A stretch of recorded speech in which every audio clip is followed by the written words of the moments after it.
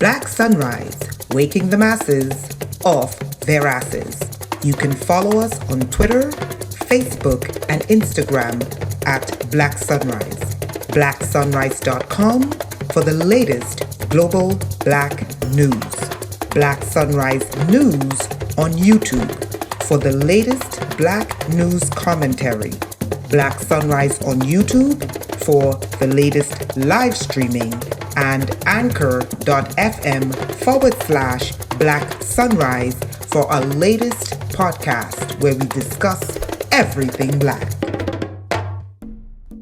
Now let's get into today's global Black news.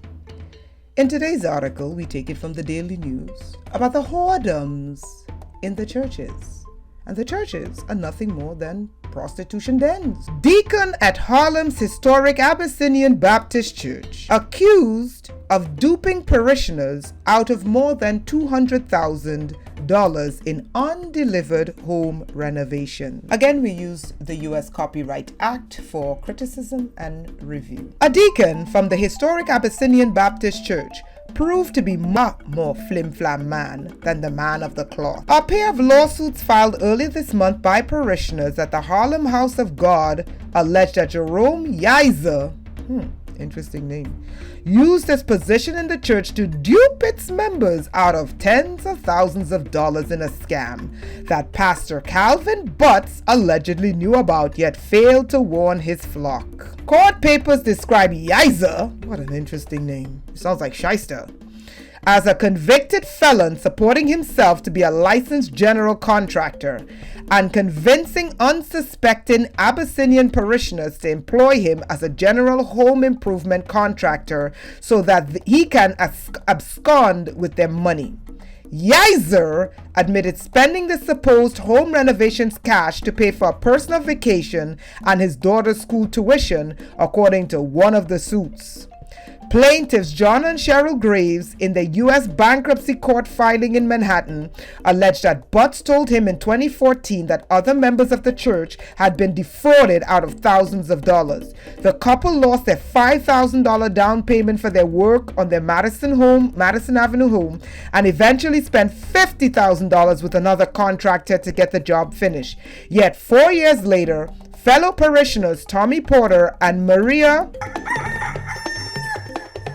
Are you one of those people who suffer from electromagnetic hypersensitivity, fatigue, tiredness, stress, brain fog, aches, and pains?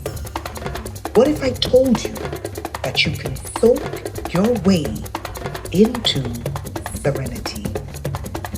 Soak in Serenity, our new herbal bath formula, is known to soothe anxiety, relieve stress and fatigue in just one bath. Visit our store at blacksunrise.com/herbs-page. Remember to spell sunrise SONRISE. Chiavocampo were allegedly scammed out of nearly $200,000 by Yizer, according to their federal court filings. The couple had hired Yizer to renovate their Harlem brownstone.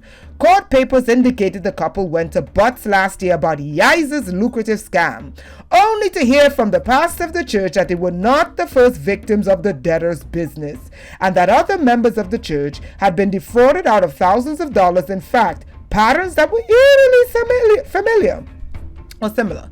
Yizer, who lives with his wife in New Rochelle, filed for bankruptcy protection last August, with the creditors seeking to get their money back. An email to the church for comment on the scam was not immediately returned Wednesday. The historic Abyssinian is one of the city's oldest churches, dating back to 1808 with its current Harlem incarnation opening in 1923. Okay, so here's the thing. You all know my position on religion. I hate all of it. Do they do some good things for humanity? Yes, but so do atheists. But there are people who believe in church and have a faith in their sky fairy, and they have every right to have faith in their sky fairy. That sky fairy, Jesus, they're not for me.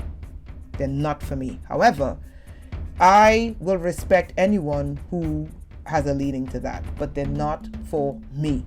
Case closed. I am not worshiping any god that participated in slave drivers enslaving my ancestors, and I'm paying for the brunt of that abuse today because these sky fairies allowed their demon-possessed children to do this 400 years ago and never corrected it.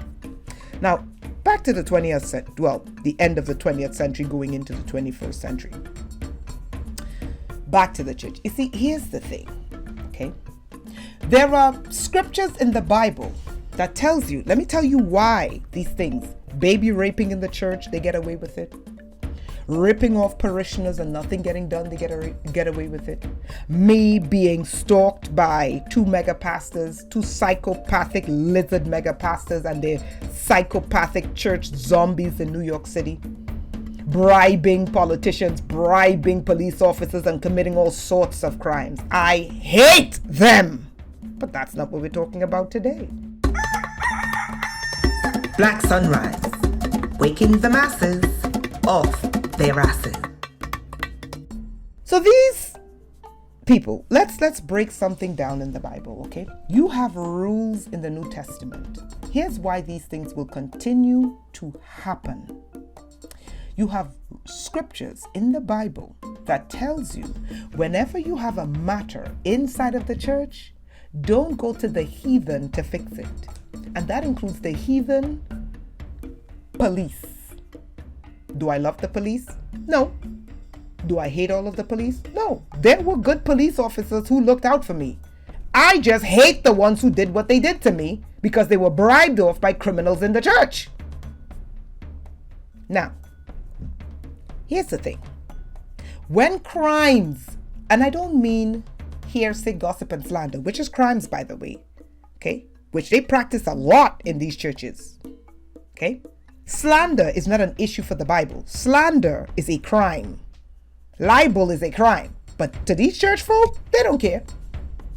But anyway, when actual crimes happen in these churches, and I've seen this with my own eyes, I lived it, there is a silent rule that you don't go to the police and report it. And by proxy, they allow these crimes to fester. They tell you this is a matter for the church. Meanwhile, it's crimes. So there is a veil of secrecy inside of the church that when you see a crime or you hear a crime, you don't go report it to the relative authorities. It's a matter for the church to settle. And then when you take it to the higher ups in the church, because more than likely they're getting a piece of the pie from the crimes, they either persecute you out of the church or force you into silence. Oh, I went there. Because I've seen this with my own eyes. The heads in the church rarely deal with the actual crimes by going to the relevant authorities. They either chase you out of the church and throw you into a targeting program, or if they're having a good day, they will bully you into silence. And then here's what they do. They sick spies on you. Black sunrise, waking the masses off their asses. To monitor your every move, and they send spies to make sure you're not telling people who should not know that those crimes are taking place. So 2,000 years later, Sky Fairy Jesus is dead, crucified, rose again from the grave. And the same madness you saw in the churches 2,000 years ago, it's the same madness you see go on today.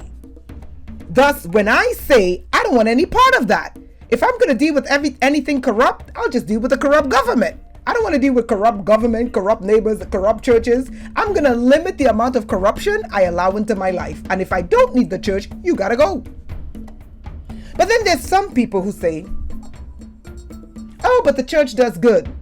Criminals do good. Didn't you hear what the man said? He took the people's money and took his family on a vacation. Isn't that doing good? Here's the thing. The same crimes that you see today, give or take, some are different because it's a different time frame. It's the same crime since your book opened up in Genesis where Cain killed Abel. Okay? And who had to judge Cain killing Abel, even though I think Cain was the right one and not Abel? They had to wait for a sky fairy to part the clouds to condemn Cain of killing Abel. That's the mindset. Okay? That's the mindset. When crimes are being done inside of the church, there is a laissez-faire attitude. The sky fairy will get them. It's been 6,000 years since that sky fairy showed up on the scene, and nothing has changed. It's been 2,000 years since they created what you call a church, and the same crimes that were happening in the early church, which never existed, it's the same crimes that are happening today. Stealing, looting, robbing, raping, and you're still waiting for a sky fairy to fix it. So here's my thing. Again, if you want something fixed and you're inside of a church environment and you know the doctrine inside of the church is let Jesus fix it, okay, then you can't complain when they rob you. You should be waiting for Jesus to fix it. Black Sunrise, waking the masses off their asses.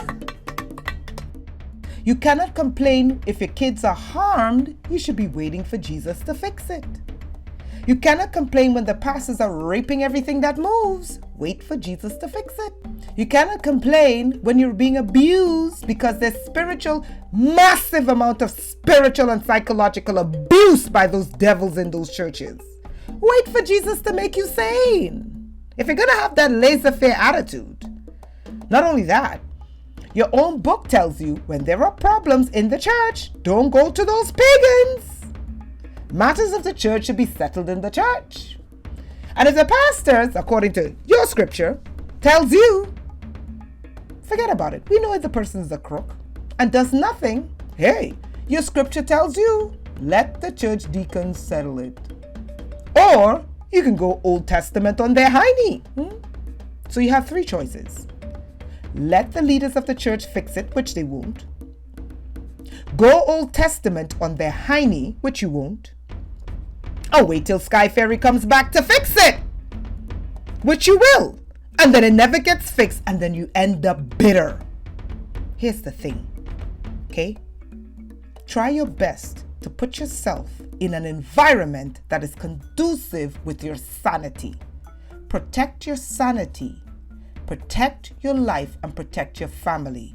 And many people in these churches see dirty, shady shit go down.